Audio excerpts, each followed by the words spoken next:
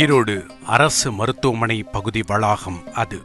சிகிச்சைக்காக நோயாளிகள் இருக்கும் இடத்தில் இருந்து 2 நபர்களை ஒரு விலங்கில் பூட்டிய போலீசார் பாதுகாப்பாக அழைத்துச் சென்றிருக்கிறார்கள். பார்ப்பதற்கு அப்பாவி போல தோன்றும் இவர்கள் ஒன்றும் சாதாரணமானவர்கள் இல்லை.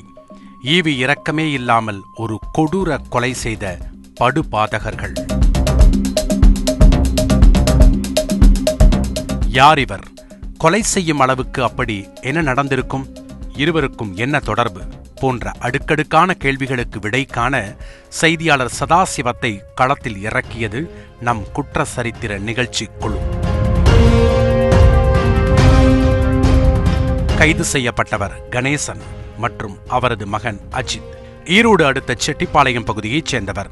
52 வயதான கணேசனுக்கு மனைவி மற்றும் 2 பிள்ளைகள் உள்ளனர். ஆட்டோ டிரைவராக வேலை பார்த்து வந்திருக்கிறார். கணேசனுக்கு 2 சகோதரிகளும் உண்டு.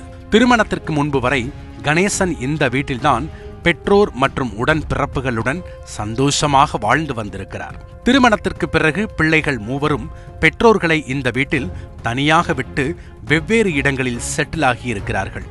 கணேசனின் தந்தை இந்தியன் ரயில்வேயில் பணியாற்றி ஓய்வு பெற்றவர். சில வருடங்களுக்கு முன்புதான் காலமாகியிருக்கிறார். இந்த நிலையில் தாய் ராதா மட்டும் வீட்டில் தனியாக இருந்திருக்கிறார். அம்மாவை தங்களுடன் வைத்துக் கொள்ள விரும்பாத பிள்ளைகள் மூவரும் வாரத்திற்கு ஒருவர் உணவு கொடுக்க வேண்டும் என்ற நிபந்தனையுடன் தாயை பார்த்து வந்திருக்கிறார்கள். சம்பவத்தன்று தாய்க்கு சாப்பாடு கொடுக்க அவரது மகள் வீட்டிற்கு வந்திருக்கிறார். உள்ளே ராதா சடலமாக கிடப்பதைக் கண்டு அதிர்ந்து போயிருக்கிறார். உடனே போலீசாருக்கு தகவல் தெரிவிக்கப்பட்டிருக்கிறது. சம்பவ இடத்திற்கு வந்த போலீசார் ராதாவின் சடலத்தை கைப்பற்றியிருக்கிறார்கள். ராதா அணிந்திருந்த தங்கச் சங்கிலியும் வீட்டு பத்திரமும் காணாமல் போயிருக்கிறது. கொள்ளையடிப்பதற்காகத்தான் ராதா கொல்லப்பட்டிருக்கலாம் என்ற கோணத்தில் போலீசாரின் விசாரணை தொடங்கியிருக்கிறது. ஆனால் ராதாவின் மகள் கொடுத்த வாக்குமூலம் குடும்பத்தின் மீதே சந்தேகத்தை ஏற்படுத்தியிருக்கிறது. உடனே போலீசார் கணேசன் உட்பட குடும்பத்தில் இருந்தவர்களை விசாரித்திருக்கிறார்கள். கணேசனின் முன்னுக்கு பின் முரணான பதில்கள் அவர் மீதான சந்தேகத்தை அதிகப்படுத்தியிருக்கிறது.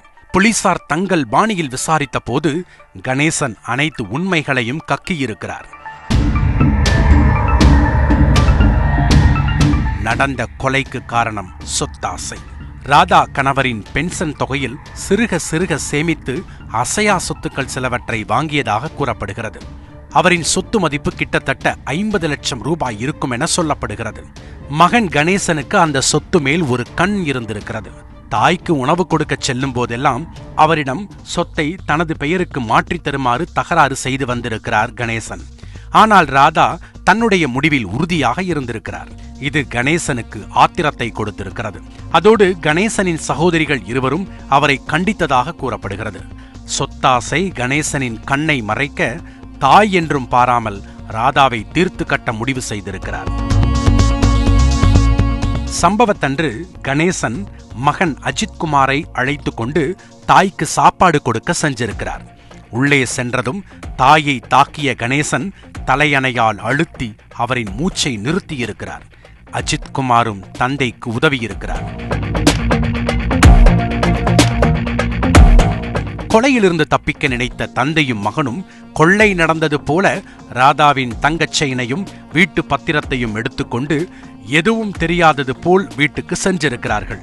போலீசாரின் விசாரணையில் தந்தை மகனின் வேஷம் வெளுக்கவே இருவரையும் கைது செய்து சிறையில் அடைத்திருக்கிறார்கள்.